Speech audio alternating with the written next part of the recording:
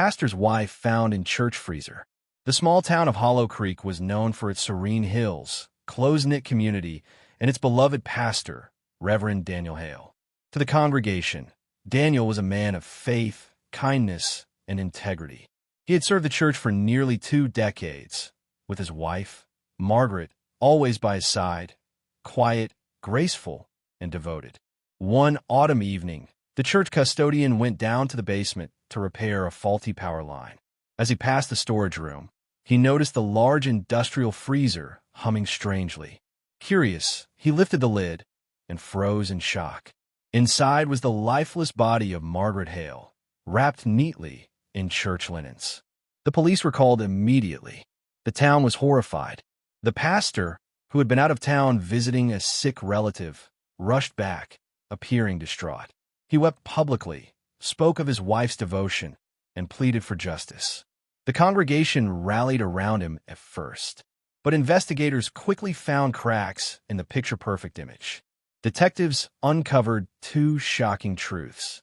First, Margaret had been missing for nearly a week before her body was discovered, yet Daniel had not filed a missing persons report. Second, tucked away in a neighboring county was another house. The second home where Daniel lived part-time with a woman named Claire and 2 young children who called him Dad.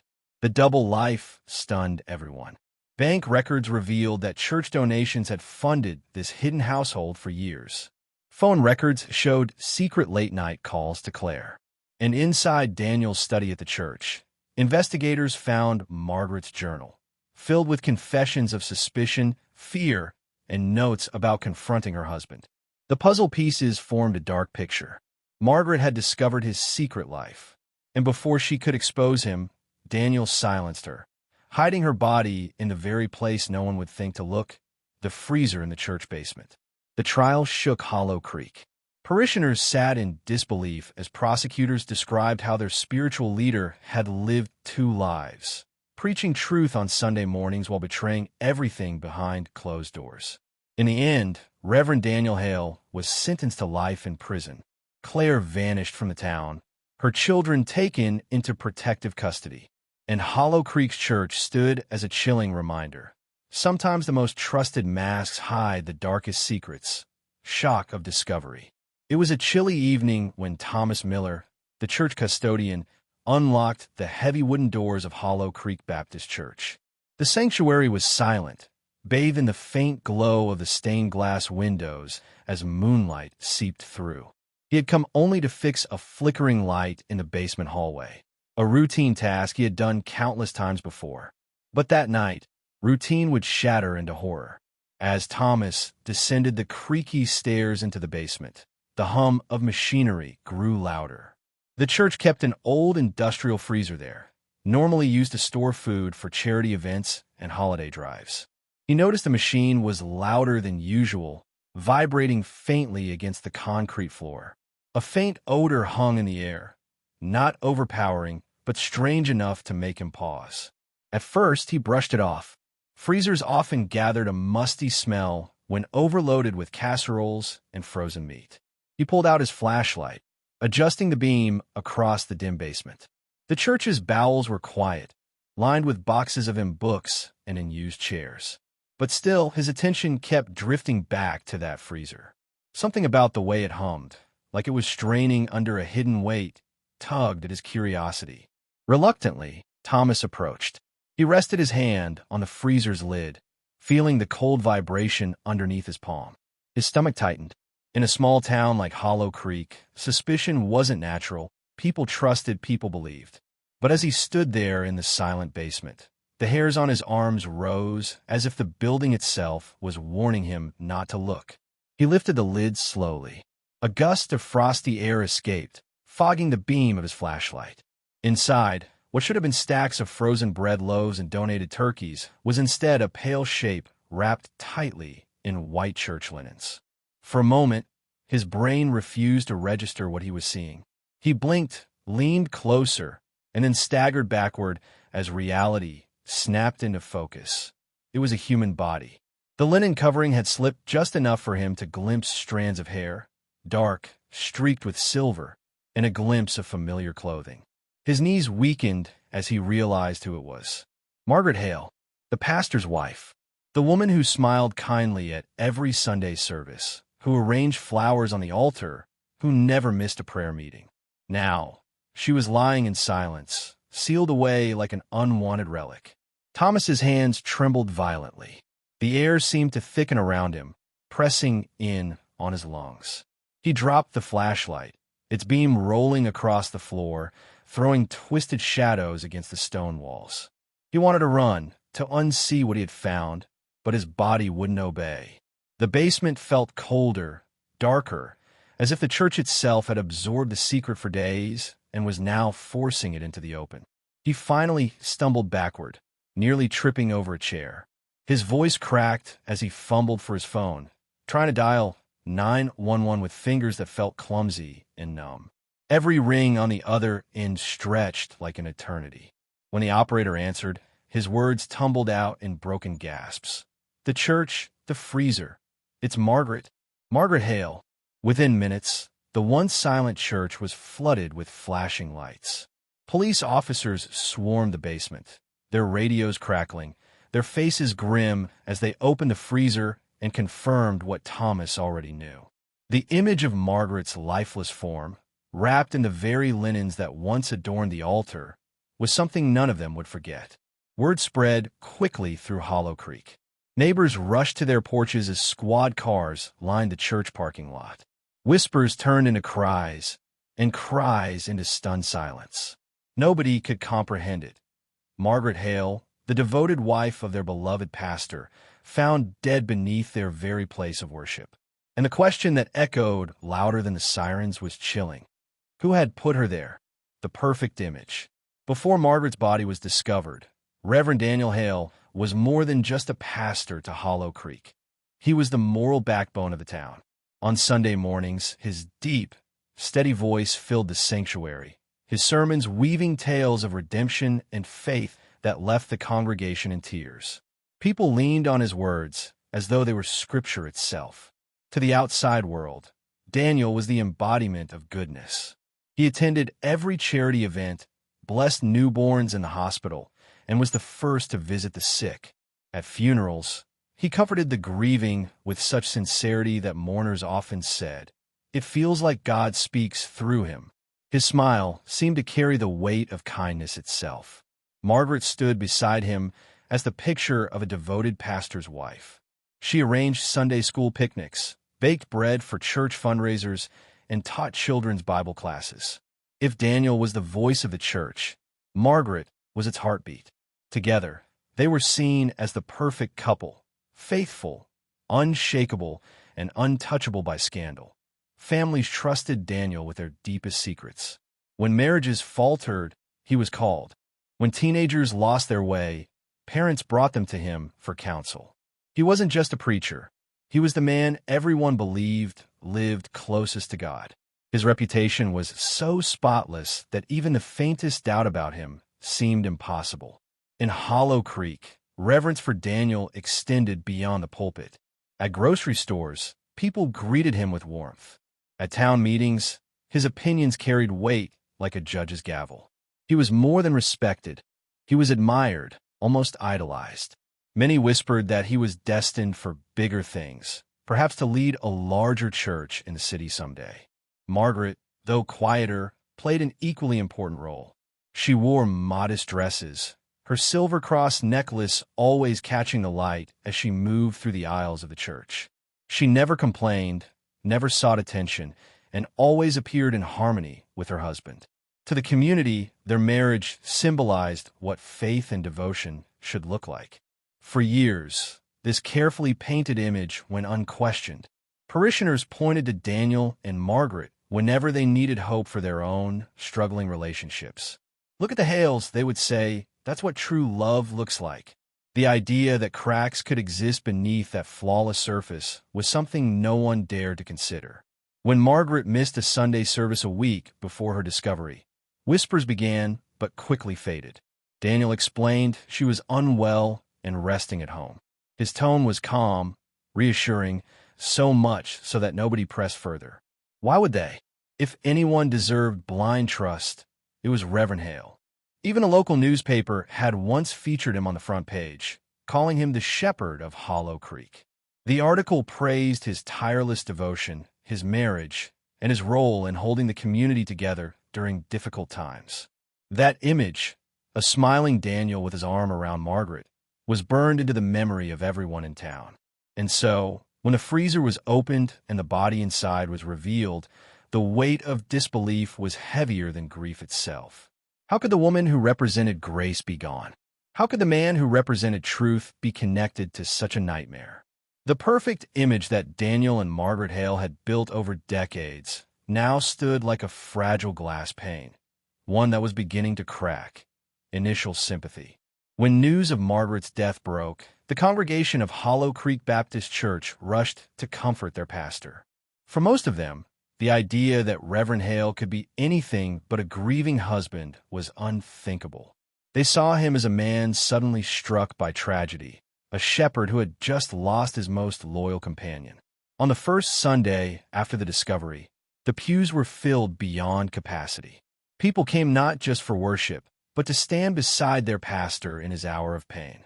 When Daniel walked into the sanctuary, his shoulders hunched, eyes red with apparent tears, the room fell into an almost reverent silence. Some wept openly just looking at him. He spoke softly, his voice breaking as he described Margaret as his angel on earth. His words were shaky, almost childlike, as he thanked the congregation for their prayers. Many believed they were witnessing the raw grief of a broken man. Heads bowed, hands folded, the entire town seemed united in sympathy for him. Parishioners brought food, flowers, and cards to the parsonage, filling his home with casseroles and handwritten notes of comfort.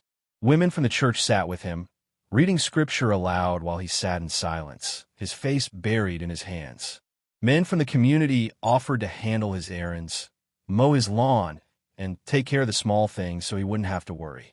To many, Daniel's mourning looked genuine. He stumbled through conversations, his sentences trailing off as though grief had stolen his voice. At Margaret's memorial gathering, he clutched a framed photograph of her and spoke of her laughter, her kindness, and her devotion to God. The crowd responded with hushed sobs, utterly convinced of his sincerity. The church choir sang hymns of comfort, their voices trembling under the weight of sorrow.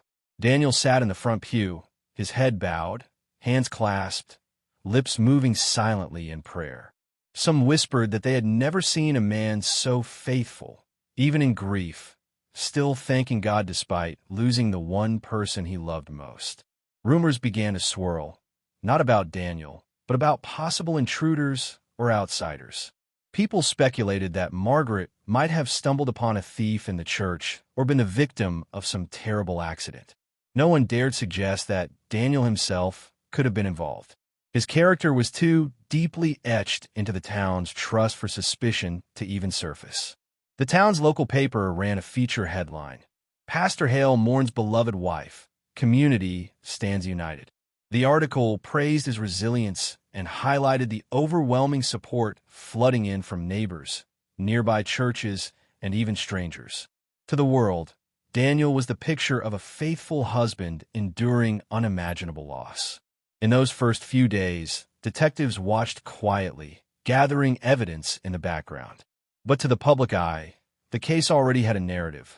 A good man had suffered a devastating loss, and now it was their duty to protect him, shield him, and help him heal. Few questioned that version of a truth.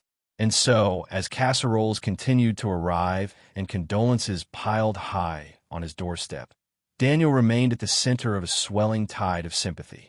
Every prayer whispered for his comfort.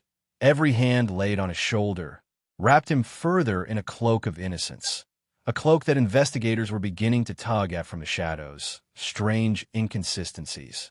While the town wrapped Daniel Hale in sympathy, investigators began piecing together details that didn't align with the grieving husband narrative. The first red flag was simple yet glaring. Margaret had been missing for nearly a week before her body was discovered.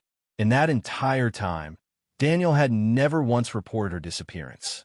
Neighbors recalled seeing Margaret less frequently in the days leading up to her death, but assumed she was ill. When questioned, Daniel calmly told police that she had been resting at home, battling a bad case of fatigue.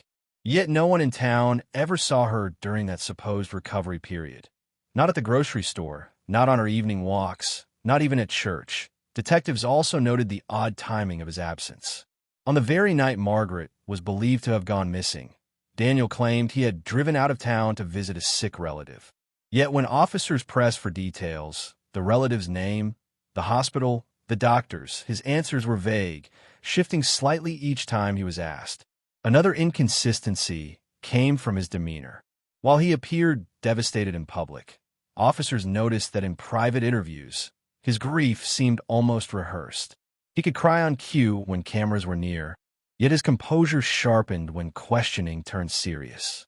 It was as if he knew how to perform sadness rather than feel it. Small physical details raised suspicion as well. In the church basement where the freezer was found, investigators noticed faint smudges on the freezer lid and drag marks across the concrete floor, suggesting the heavy appliance had been moved recently. Daniel, however, insisted the freezer hadn't been touched in months. Parishioners also recalled peculiar moments. One church member admitted that Daniel had discouraged anyone from going into the basement that week, claiming the electrical wiring was faulty. Another said he had seemed unusually protective of the freezer during a food drive, brushing off offers to help move donated items closer to it. Detectives examined Daniel's phone records and found an unusual gap. During the very days Margaret was missing, his phone activity showed long stretches of silence, followed by bursts of calls late at night. When asked who he had been speaking to, Daniel muttered something about church business, but couldn't produce names or specifics. Financial records added another strange twist. While the town poured donations into helping Daniel during his grief, investigators noticed that several church checks had been cashed out in large amounts just before Margaret's disappearance. The money trail was murky, but the timing gnawed at detectives. Even Margaret's journal hinted at contradictions. In entries written weeks before her death, she mentioned feeling uneasy about Daniel's late-night absences, noting that his explanations never matched the hours he was gone. She described her growing suspicion in careful words, almost as if she feared someone might read them. Piece by piece, these inconsistencies began to chip away at the flawless image of a grieving pastor. What seemed at first like a man crushed by tragedy was slowly beginning to look like someone hiding behind tragedy, carefully weaving his story while threads of truth unraveled around him, uncovering the secret home. As detectives dug deeper into Reverend Hale's life, the inconsistencies surrounding Margaret's disappearance pointed to something larger than a grieving husband's sorrow. The turning point came when they traced one of the unexplained late-night phone calls from his records. The number wasn't registered under any church member's name, nor was it connected to hospital staff, as Daniel had suggested. Instead, it led to a modest suburban home in the neighboring county of Brookhaven. Investigators drove out quietly, not informing the community. The house was small but well-kept, with children's toys scattered in the yard and a car parked neatly in the driveway. From a distance, it looked like any other family home. But when they watched through discreet surveillance, their jaws tightened. Daniel Hale himself arrived late one evening, walking casually up the steps with a key in his hand. He didn't knock. He didn't hesitate. He entered the home as though he belonged there. Moments later, a woman appeared at the doorway to greet him. She was younger than Margaret, with dark hair pulled into a simple bun. Behind her, two small children rushed into Daniel's arms, calling out, "Daddy." The investigators exchanged stunned looks. The beloved pastor of Hollow Creek had a second life. For 3 nights, surveillance continued. Each evening, Daniel returned to Brookhaven, eating dinner with the woman and children, tucking the kids into bed, and even helping with schoolwork at the kitchen table. It was not the behavior of a casual acquaintance or a charitable visit. It was the behavior of a man who lived there, a man who had built a hidden family. The woman was identified as Claire Morrison, a former church member who had quietly left Hollow Creek years ago. On paper, she had no significant ties to the Hales anymore. But in reality, she had become the center of Daniel's double life. Their relationship was not new. Neighbors later confirmed that Claire and Daniel had been living together in secret for years. The children, a boy and a girl, were young enough that the oldest was barely starting school. Both bore striking resemblances to Daniel. The boy's eyes mirrored his, and the girl had his same smile. To the neighbors, he was simply Mr. Morrison, a hardworking father who often worked late but always came home to his kids. They had no idea he was Reverend Hale, the holy man idolized in another town just 20 miles away. Back in Hollow Creek, Daniel continued his role flawlessly, preaching sermons on fidelity, honesty, and devotion while slipping away under the cover of pastoral duties. To his congregation, his absences were chalked up to counseling visits or church business. Nobody suspected that when their pastor disappeared, he was not visiting the sick. He was living a parallel life. Investigators pieced together financial records and discovered that church donations had quietly funded this secret household. Bank statements showed regular transfers disguised as charitable expenses but ending up in Claire's accounts. Furniture, school fees, groceries, much of it was sustained by money parishioners had dropped faithfully into the offering plate. What shocked detectives most wasn't just the betrayal of the congregation, but the sheer boldness of the arrangement. Daniel wasn't hiding in another state or under a false name. His second home was just one county over, a short drive from the very church where he preached every Sunday. The audacity suggested not only deception, but confidence that he would never be caught. As the picture grew clearer, the narrative shifted from a grieving husband to a man capable of living two lives with chilling ease. And though the town still clung to their faith in him, investigators now had undeniable proof. Reverend Daniel Hale was not the man his congregation believed him to be. The funding trail. Once investigators confirmed the existence of Daniel Hale's secret home in Brookhaven, their focus shifted to one critical question. How had he supported two separate families without raising suspicion? The answer began to emerge when they examined the church's financial records. What they found wasn't sloppy mistakes. It was deliberate manipulation, carefully hidden beneath the guise of generosity and faith. Hollow Creek Baptist Church had long been praised for its charity. Every month, donations poured in for community outreach, feeding the poor, supporting mission trips, helping struggling families. On paper, Daniel was the steward of these funds, allocating them with precision. But beneath the surface, irregular withdrawals and unaccounted expenses began to reveal themselves. Detectives discovered that several checks marked for community aid had been written out not to known charities, but to individuals with vague, almost fabricated names. When traced, the money consistently led back to accounts linked to Claire Morrison, the woman who lived in Brookhaven with Daniel. The needy families the church thought they were supporting were, in reality, his hidden family. Bank statements showed a disturbing pattern. Large withdrawals would often occur right before school semesters, perfectly aligned with tuition payments for Claire's children. Around the holidays, expenses spiked, matching the purchase of gifts, decorations, and family trips. Parishioners thought their donations were spreading joy to the less fortunate, never realizing they were financing Christmas mornings in a secret living room miles away. Even everyday needs were disguised within the books. Grocery receipts, utility bills, and rent payments were filtered through accounts labeled as church supply funds or maintenance costs. To an untrained eye, they looked like ordinary expenses. To investigators, they painted a picture of meticulous deceit. Daniel hadn't just slipped a little money aside. He had built an entire second life on the backs of his congregation's trust. One of the most chilling discoveries was how he covered the gaps. When funds ran tight, Daniel staged emergency appeals at church, delivering passionate sermons about generosity. He spoke of unseen families struggling with hunger, widows unable to pay bills, children who needed shoes. Moved by his words, parishioners dug deeper into their pockets, never questioning that their sacrifice was fueling his hidden household. Some church members recalled times when Daniel personally collected donations in envelopes, insisting that immediate needs required discreet handling. Those envelopes, investigators confirmed, never reached food banks or shelters. Instead, they vanished into the trail that led directly to Brookhaven. When detectives interviewed Claire, She admitted that Daniel always claimed the money was his salary or private earnings. She never questioned it. The money flowed consistently, enough to keep her household running comfortably. In her mind, Daniel was simply a devoted man balancing two demanding worlds. She had no idea that the dollars paying for her children's clothes had been placed in offering plates by devout parishioners. The betrayal cut deeper than murder for many in Hollow Creek. These were not faceless funds. They were sacrificial gifts.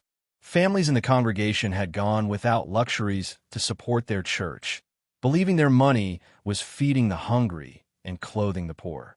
Instead, it had been quietly funneled into maintaining the illusion of holiness while Daniel lived a double life. With each transaction uncovered, the cracks in Daniel's image grew wider. What once seemed like the generosity of a beloved pastor was revealed as one of the most calculated betrayals imaginable. The funding trail didn't just expose his secret family. It exposed how far he was willing to twist faith itself into a mask for his deception. Margaret's journal. Among the stacks of church records and personal belongings left behind in the parsonage, investigators uncovered something that would soon become the most haunting piece of evidence: Margaret Hale's private journal.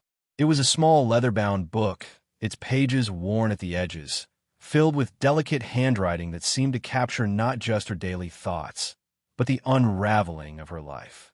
At first, the entries appeared ordinary. Margaret wrote about upcoming church events, the children's choir practices, and recipes she wanted to try for the next fellowship supper. But as detectives read deeper, the tone shifted. The neat lines of cheerful notes gave way to jagged words, hurried sentences, and questions that carried the weight of fear. One entry dated 2 months before her death described Daniel's increasing absences. He says he's visiting families in need, but he's gone for hours, sometimes overnight. When I ask questions, he grows distant, defensive. I try to trust him, but something feels wrong. The words, underlined twice, revealed a woman torn between loyalty and doubt. Another chilling passage captured Margaret's suspicions more directly. I found receipts in his jacket. They weren't for groceries or church supplies. Rent payments, utilities, but not for this house. My hands shake as I write this. Does Daniel have another life? The questions seemed to bleed from the page, her pen pressing so hard it nearly tore the paper. As weeks went on, her entries became more desperate. She wrote of sleepless nights, pacing in the parsonage while Daniel claimed to be counseling parishioners. She described seeing his phone light up late at night with unfamiliar numbers and the way he would step outside to answer, lowering his voice until she could barely hear a murmur. One of the most disturbing entries revealed the toll it was taking on her spirit. I no longer feel safe. Not in this house, not in the church. I sense that he knows I've begun asking questions. When I look into his eyes now, I don't see the man I married. I see someone hiding from me, and I fear what will happen if I uncover the truth. The journal also contained subtle mentions of people she had confided in. A line read, I told a friend from choir that I feel alone. She said perhaps it's the stress of ministry. But this feels deeper, darker. Something is terribly wrong. It was a lonely plea, written by a woman who knew she was carrying a secret no one else was willing to believe. Toward the final pages, the entries grew fragmented, as though written in haste. Sentences broke off. Words trailed into scribbles. One note simply read, If anything happens to me, remember I love this church, but it may not be what it seems. Investigators underlined that line in red. It felt less like a journal entry and more like a warning. Even the physical condition of the journal told a story. Pages near the end were crinkled, stained with what looked like tears. A pressed flower lay between 2 entries, a fragile relic of better days. But around it, the handwriting was frantic, almost shaking across the page. Margaret had left behind not just her words, but the raw imprint of her fear. To detectives, the journal wasn't just evidence. It was the voice of a silenced woman, whispering from beyond the grave.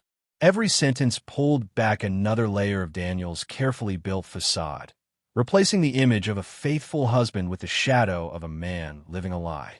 And with each page, Margaret's story of suspicion and fear brought investigators closer to the truth she never got to tell: the fatal motive. As investigators pieced together Margaret's journal, Daniel's secret home, and the financial trail, a grim narrative began to take shape. Margaret had not been an oblivious wife living in the shadow of her husband's deception. She had known, and in her quiet way, she had been gathering enough suspicion to confront him. That confrontation, detectives believed, was the spark that lit the fuse. Margaret's journal hinted at several attempts to question Daniel directly. One entry read, "I asked him where he truly goes at night. He smiled, said I was imagining things, and kissed my forehead as if I were a child." But behind the smile was something cold. The distance in his responses suggested not just avoidance, but calculation, as though he knew the truth was close to breaking free. Witnesses later recalled Margaret appearing unsettled in her final weeks. She skipped choir practice, her hands trembling when she lit candles during service. One church friend told investigators she had mentioned wanting to talk with Daniel about things that could ruin everything. The friend assumed it was about finances. No one imagined it could mean the unraveling of a double life. For Daniel, the stakes were enormous. If Margaret spoke, everything would collapse: his congregation's trust, his secret family's stability, and the financial scheme that had sustained it all. He stood to lose not just reputation, but freedom. And Margaret, who had once been his shield in the eyes of the church, had become his greatest threat. Detectives theorized that Margaret's discovery of the second household was the breaking point. Her notes about rent receipts, unexplained phone calls, and late-night absences were not suspicions anymore. They were evidence. If she exposed him, Daniel would not only be disgraced, but potentially prosecuted. He was cornered, and the walls of his double life were closing in. The psychological profile painted him as a man skilled in performance. For years, he had balanced sermons about morality with secret lies. To someone like that, control was everything. Margaret's knowledge stripped him of that control. Her existence, once his partner in faith, had shifted into a liability he could not afford. A chilling possibility emerged, that Margaret may have threatened to reveal the truth to the congregation. One line in her journal suggested as much: "If he does not explain, I will have to. They deserve to know who leads them." Those words, though private, hinted at a woman ready to step out of silence. To Daniel, that would have meant total ruin. Prosecutors would later argue that this was the fatal motive. Margaret's confrontation, whether in words or action, pushed Daniel to make a decision. Rather than confess, rather than lose everything he had built, he chose to remove the one person who could expose him. The thought of disgrace outweighed the value of his own wife's life. What disturbed investigators most was the method.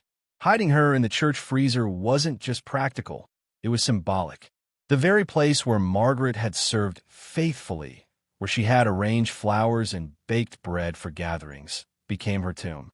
It was as if Daniel believed burying her beneath the church would bury the truth itself. Yet, instead of erasing his secret, the act only revealed the depth of his desperation. Margaret's death wasn't random, nor was it the result of an outsider. It was the inevitable breaking point of a double life built on lies, where love had turned into leverage and trust into threat. The fatal motive wasn't passion. It was fear of exposure, the kind that shatters everything when light finally hits the darkness. Community's betrayal.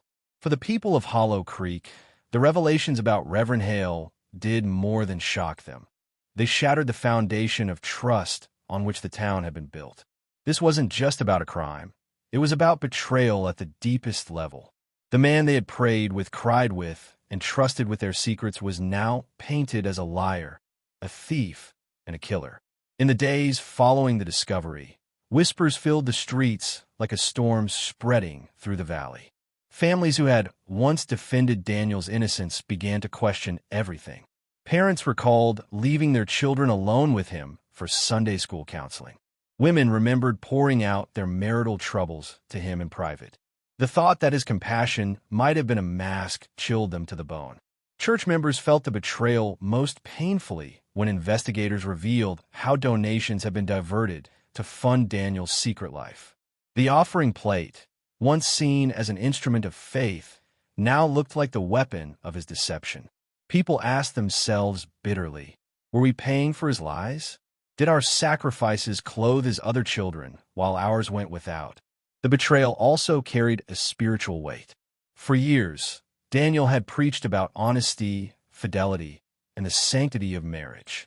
Congregants remembered sermons where he spoke passionately about resisting temptation and keeping families whole. Now those very words echoed like mockery, evidence of a man who weaponized Scripture while violating it in the shadows. At Wednesday night prayer meetings, attendance thinned. Those who came sat in silence, struggling to pray.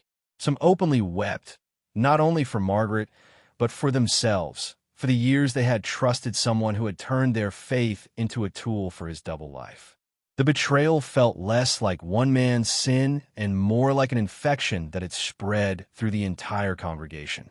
Local businesses, too, felt the ripple. Daniel had been a trusted figure in Hollow Creek, often blessing new shops or officiating community events. Now, his name carried a stain. Store owners who had framed photos of him at ribbon cuttings quietly took them down. The same man once held as a symbol of the town's integrity was now spoken of in hushed, bitter tones. Even children were not spared the confusion. Parents struggled to explain to their little ones why Pastor Hale wouldn't be leading Sunday school anymore. Some kids cried, asking, "But isn't he a good man? Didn't he love God?" The innocence of their questions deepened the pain, as adults realized how thoroughly Daniel had deceived not only them, but an entire generation growing up under his guidance. In small circles, anger began to replace grief. People felt exploited, tricked, humiliated. Some demanded answers from church leadership. How could no one have noticed the financial discrepancies, the strange absences, the warning signs?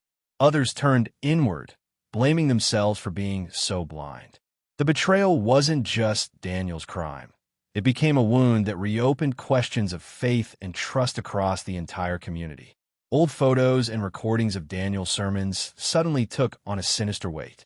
Congregants replayed his words, searching for hidden clues, wondering if he had been laughing at them all along. The once comforting image of his voice echoing through the sanctuary was now a source of unease, a reminder of how easily a polished mask could disguise corruption. And as the truth spread beyond Hollow Creek to nearby towns and eventually the state, the betrayal grew even larger in scope. The scandal wasn't confined to a church basement anymore. It was a story of how one man had twisted faith, love, and trust into weapons for his own secret life. For the people who had once called him their pastor, the wound of betrayal was not just deep. It was unforgettable, the final lesson.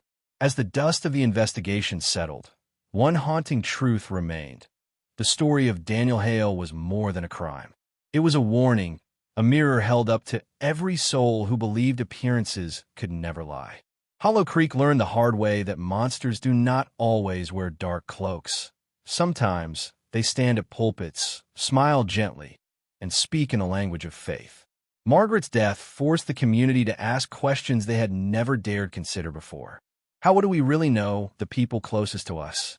How many masks do our loved ones wear when we are not watching? For years, Margaret herself had shared meals, prayers, and laughter with a man who harbored another life entirely. If she could be deceived, could anyone be safe from such betrayal? The church became a place of unease, no longer the sanctuary it once was. Every corner seemed to whisper secrets. The freezer where Margaret's body was found remained sealed by police tape, a chilling reminder that even holy walls could hide the darkest sins. Parishioners who used to bow their heads in reverence now looked over their shoulders, their faith tainted with suspicion. Investigators described Daniel as a master of duality, a man who could lead a prayer in one moment and text his second family in the next. That duality became the essence of the final lesson. Evil does not always announce itself with threats or violence. Sometimes it hides behind kindness, waiting for the perfect moment to strike. That Margaret's journal became a ghostly voice in the aftermath. Her words, filled with doubt, fear, and longing for the truth, circulated through the community. Passages were read at gatherings, not as scripture, but as testimony. They served as both a tribute and a warning, urging others to listen closely when silence feels too heavy, when smiles hide too much. The town's elders spoke about the danger of blind trust. They reminded parents and children alike that reverence, without scrutiny, is fertile ground for deception. Even shepherds can become wolves, one elder said, his voice trembling as if he too was confessing his own failure to see what lay before him all along. Margaret's funeral drew hundreds, but even there, whispers lingered. People wondered if Daniel had stood at that very altar before, delivering sermons about sin while already plotting his wife's fate. The thought that evil could thrive so close, unnoticed, turned the funeral into more than a farewell. It became a silent reckoning. Journalists who covered the case remarked on how quickly faith can turn into blindness. They described Hollow Creek as a town that wanted so badly to believe in its pastor that it ignored every shadow he cast. That was the cruelest part of the final lesson, that Daniel's greatest weapon was not force, but trust. Parents began teaching their children new lessons alongside Scripture, to question, to look deeper, to never assume goodness just because it wears the right clothing. Margaret's death had rewritten the way families thought about trust, transforming it from a gift freely given into something earned with care and vigilance. And in the end, the final lesson was not just about Daniel Hale's betrayal or Margaret's silence. It was about the thin line between light and darkness, faith and fraud, love and control.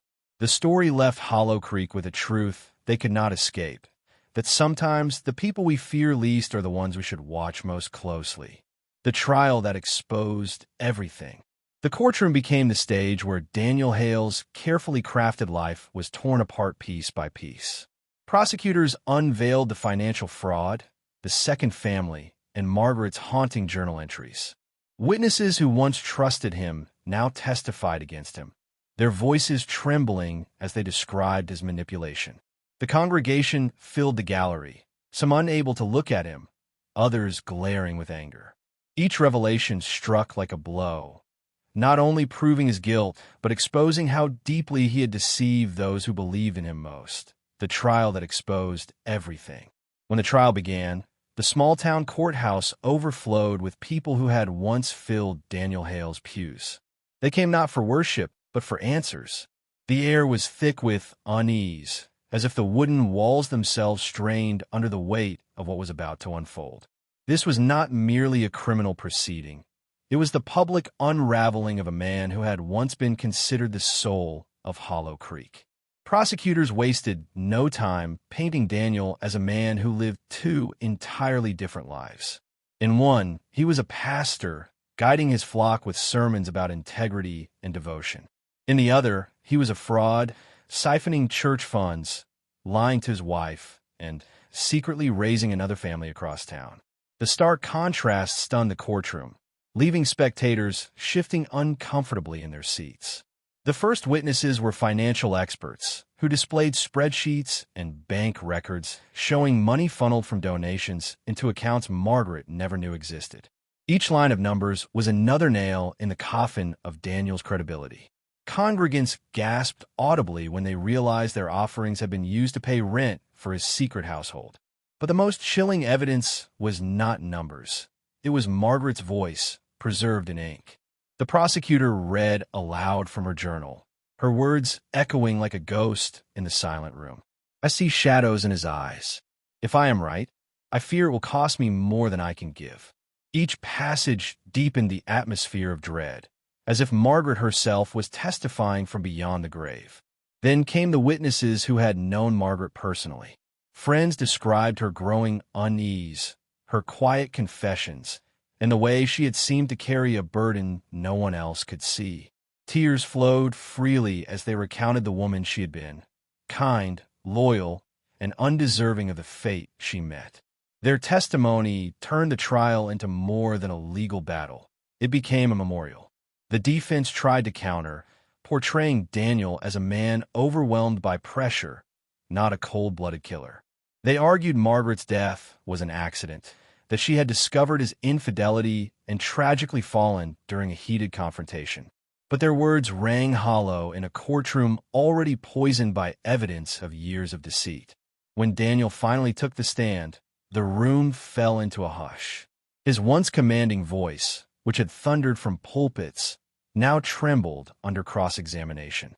He admitted to financial missteps, to lies about his late-night absences, even to the second family, but he denied murder. His eyes darted nervously toward the jury, as though searching for a flicker of sympathy. The prosecution pressed harder, painting him as a man driven not by faith, but by fear of exposure. They reminded the jury that Margaret had threatened to reveal the truth, that her disappearance coincided perfectly with the moment she was closest to uncovering everything. Piece by piece, the narrative of a desperate man eliminating the one person who could destroy him took shape. The congregation that once adored him sat in stunned silence. Some shook their heads in disbelief, others wiped away tears. For them, the trial was more than the pursuit of justice. It was the cruel peeling back of years of trust, a painful confirmation that the man who baptized their children and blessed their marriages had been living a lie all along. As the trial dragged on, the weight of evidence grew unbearable.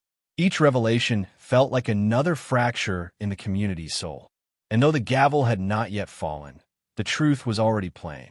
The mask Daniel Hale had worn for so long had finally cracked, and what lay beneath was darker than anyone in Hollow Creek could have ever imagined.